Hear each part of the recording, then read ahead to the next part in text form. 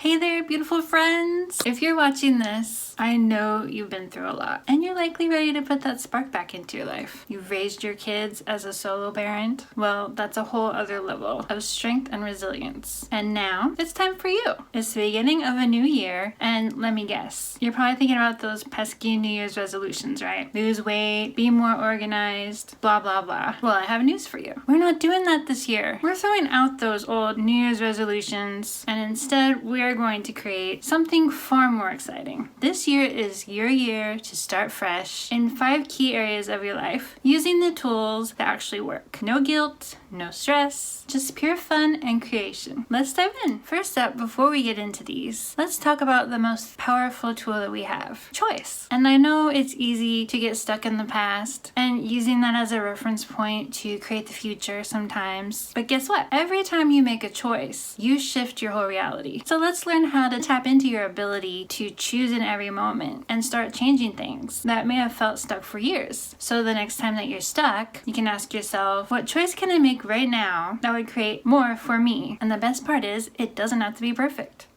Okay, let's start with the physical realm. One of the simplest and most impactful things you can do this year is begin to start listening to your body. If it requires more sleep, get more sleep. I know.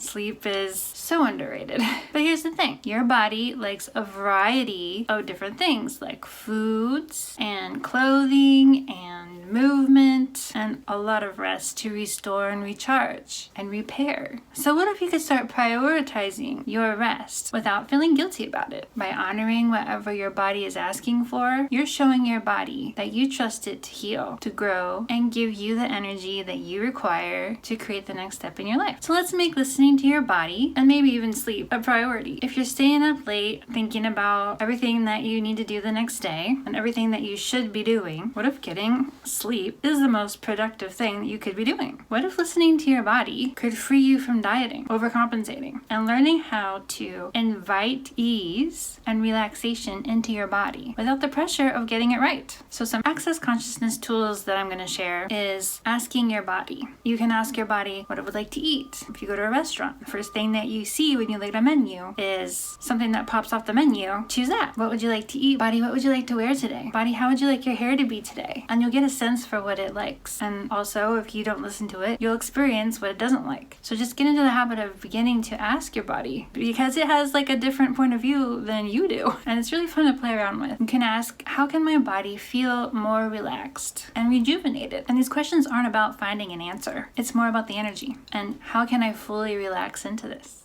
Okay, next up, let's dive into the emotional realm. This one is near and dear to my heart because when you're grieving, there's a lot of emotions that are coming up and it can make things feel so heavy. So it's really easy to get caught up in them all and it distracts us from what we'd really like to create in our lives. So it's important to just be aware of that and make a demand of yourself that you'll not engage with that any longer, but without judgment too, okay? You don't want to have any judgment of yourself. If you have these emotions, it's perfectly natural to have them. What I'm saying is give yourself some time to experience those emotions. And if you notice that they're taking over your life, then you can choose something different. Also, like, what if you didn't have to take life so seriously? And I've mentioned this in other videos too, that like when you're going through the grieving process, all kinds of things come at you, and I find things very humorous that a lot of other people may not find humorous. I have a bit of a dark humor because I've experienced so much loss in my family. I've lost a lot of people that I loved. So I've learned to find humor in life because if I didn't laugh, I don't know where I'd be. It's very healing and it's a very good way to move through your emotions. If you can laugh at yourself when things go wrong, that can really get you through some days. This can really bring some lightness to things that maybe you've made very serious and solid in your life. As widows, we are very aware that life is just too short for that. Now let's talk about something that often weighs heavy on widows, and that's guilt. Maybe there's guilt that you blame yourself for not being or doing enough. Guilt for moving forward, guilt for not moving forward, taking time for yourself, whatever it is. Here's the thing, you don't have to carry that anymore. There's an easy tool to release it. It's like dropping a heavy backpack. You'll be surprised how light light and free you feel. So the tool to ask yourself for this one is all of the structures, presumptive realities, reactive realities, and all the other stuff, creating these distractions and holding them in place, will you destroy and uncreate it all? And what if the energy of kindness was available to me in all situations? And how can I treat myself with kindness and not take life so seriously today? Let's talk about the material realm. And I'm not just talking about material possessions, I'm also talking about physical spaces and decluttering. Oh yes, I know. It sounds like a chore, but hear me out. You've got that garage you've been meaning to clear out, right?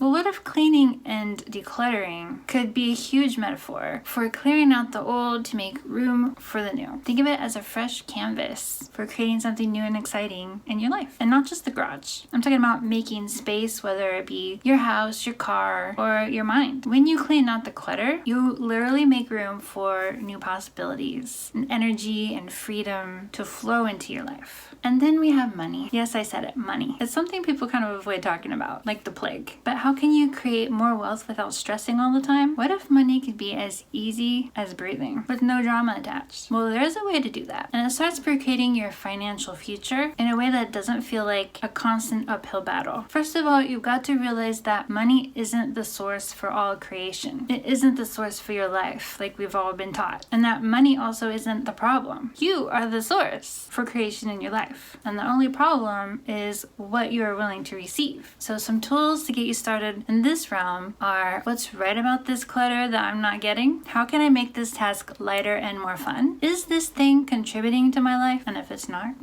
can you let it go? And what can I be and receive that will allow me to have total ease with money today and every day? On to the relationship realm. This one can have a lot of charge on it because many of us look to the past to define what relationships are. And as a widow, you may be thinking, I don't want a relationship yet. I'm just not ready. Or maybe you are ready because you're tired of being alone. So I invite you to look at this in a completely different way. So what if you could create relationships that actually contribute to your life, to your joy and ease? And what if you could start having a conscious relationship with yourself based on choice and not judgment? And what if you're not obligated to drag around old connections that drain you or hold you back? Let's explore how to ask for the kind of relationships that bring out the best in you and how to let go of the ones that don't. Are you ready for that? Access consciousness tools can help you attract relationships that align with your new energy and possibilities. Now, every amazing relationship has to have these elements of intimacy: gratitude, honor, trust, allowance, and vulnerability. And notice how I didn't mention love or sex, because there is a lot of judgment created by those two. And you don't even need a partner to create intimacy. You can create an intimate relationship with yourself by being vulnerable with yourself, by trusting yourself, not judging yourself, and being in an allowance of yourself. Having gratitude for you. When you can have this for yourself, you can have this for another. The tools for the relationship realm are: what would it take to create more ease with relationships? And what if it's not about fulfilling each other's needs? Who could be fun and light to be with and increase my life and theirs? And also ask your body too: will this person be kind and nurturing to me and my body? And remember, it's not about getting an answer. It's more about the energy of what comes up when you ask these questions. Finally, the spiritual realm. Here's where we can get into a bit of magic. Asking questions and trusting that as an infinite being, we infinitely are perceiving, knowing, being, and we're infinitely receiving. A lot of us grew up with the idea that we have to have the right answer to our questions. But what if you could just start by asking questions instead of trying to figure it all out? What if the universe has your back and the divine is supporting you in every way? Trust that it's guiding you exactly where you're meant to be, and you don't have to worry about the how. So this year, ask the questions that will lead to more ease and joy and possibilities. You'd be surprised what shows up when you're following the energy of what you're asking for, and you trust that there's a greater plan for your life that is greater than anything you could ever imagine. So some tools you can play with here are: what question can I ask today to create more magic in my life? What if I could be and receive everything that I'm asking for? And what am I truly willing to receive? And this one is really good. Would an infinite being choose this? And if you get like a no, then why are you? That one's a really fun one to play with. If you liked this video, please support my channel and give me a like and a share. Leave me a comment. Let me know if you found any of this valuable to you, and if you have any suggestions for videos going forward that you'd like me to cover. We can grow together and inspire each other on this journey. Okay, so let's recap. Whether it's getting more sleep, treating yourself with kindness, cleaning out the garage, cultivating intimacy with yourself, or asking the divine for guidance, this year is all about choosing what works for you. No resolutions, no pressure, just creating from a space of trust, ease, and excitement. Ready to start fresh? I know you are, and I am too. So let's make 2025 a year of transformation. It's your time. So my friend, that was the 5 realms. Remember, you have the power to choose your future right now, and it's all within your grasp. Cheers to new adventures, a fresh start, and a year full of joy. You've got this. Thank you so much for watching. Bye.